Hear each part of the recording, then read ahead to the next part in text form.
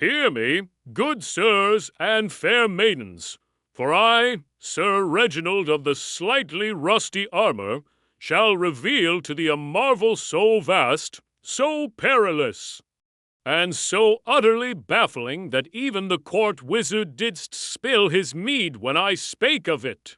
It is called the Internet. I think not of it as mere parchment and ink. Nay, 'tis a great invisible realm, stretching further than all the king's roads, where every fool with a quill may scribble his thoughts upon the air itself, and have them seen by peasants and princes alike. In our humble age, shouldest thou seek knowledge, thou must saddle thy horse, ride 3 days through mud and bandit-haunted wood, pay a toll to the Earl of Greedy Bridge, and beg entry to the monastery library. There a sour-faced monk shall grant thee 1 hour to behold a single tome, and woe betide thee if thou soil its pages with thy greasy fingers. But in the great invisible library of sins, which modern folk call the Internet, all this is but a blink of a candle. With a single enchanted click of thine finger upon a magic glass tablet, thou canst summon 1,000 scrolls, pictures, and moving paintings, all without rising from thy bench. 'Tis witchcraft, I tell thee. Imagine, if thou wilt, a vast market square that never closes, where merchants from Cathay to the furthest edge of Vinland do cry their wares in thine ear. Here, thou may purchase spices rarer than a dragon's sneeze, a suit of armor shaped like a goose, or a potion that promiseth to make thy hair more golden than the sun, all with but a few clicks. Yet beware, for amongst the honest fishmongers are knaves selling rotten eels painted to look fresh. Such is the Internet, a bazaar where the wares are infinite. The prices change faster than a tavern wench's smile, and every man thinketh himself a scholar.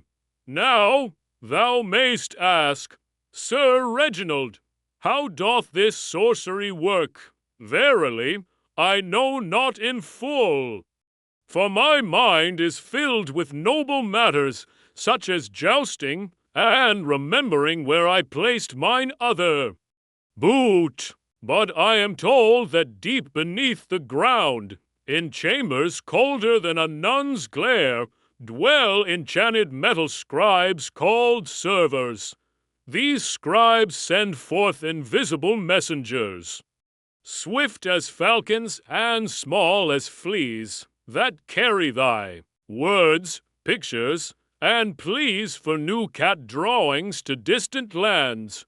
These messages travel along magic threads called cables, which stretch under the very seas, guarded by sea serpents, and occasionally repaired by divers in brass helmets. In my youth, shouldest I wish to send a letter to a fair maiden, I must entrust it to a squire, who would hand it to a courier, who would pass it to a drunken post-rider, who would perhaps deliver it 3 weeks later, if he did not sell it for ale.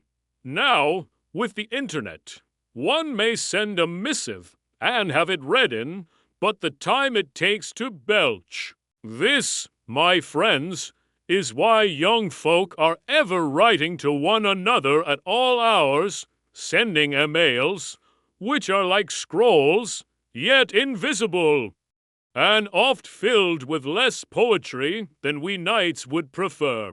But heed my warning, not all is chivalry and light within this great invisible realm. Within its countless halls lurk tricksters, charlatans, and vile trolls, nay, not the bridge-dwelling sort, but men with too much time and too little honor. They spread falsehoods swifter than a plague, selling snake oil remedies, and whispering lies into the ears of the gullible. Aye, even the boldest knight may be lured into a trap, clicking upon a cursed link that unleasheth demons upon his magic, device devouring his gold and his dignity. Yet the internet is not merely for learning and commerce. Nay, 'tis also a theatre grander than any in London, wherein thou may watch plays acted by jesters from every corner of the earth, or by cats dressed as jesters.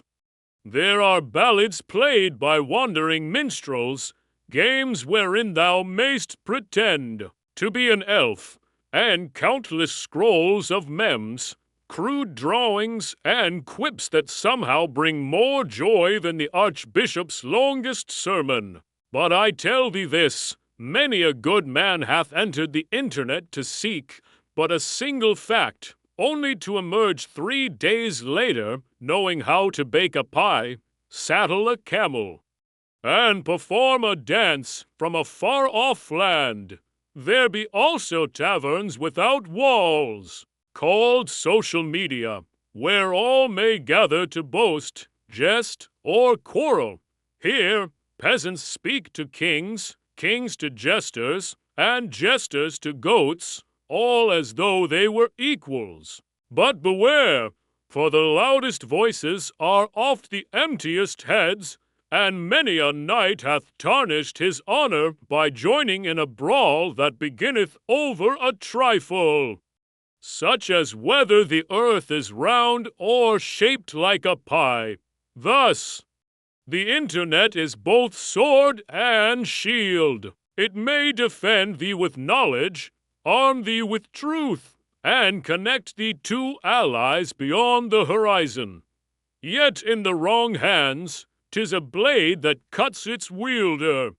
One moment thou learnest how to mend thine armor, the next thou art reading a scroll that convinceth thee the moon is made of cheese.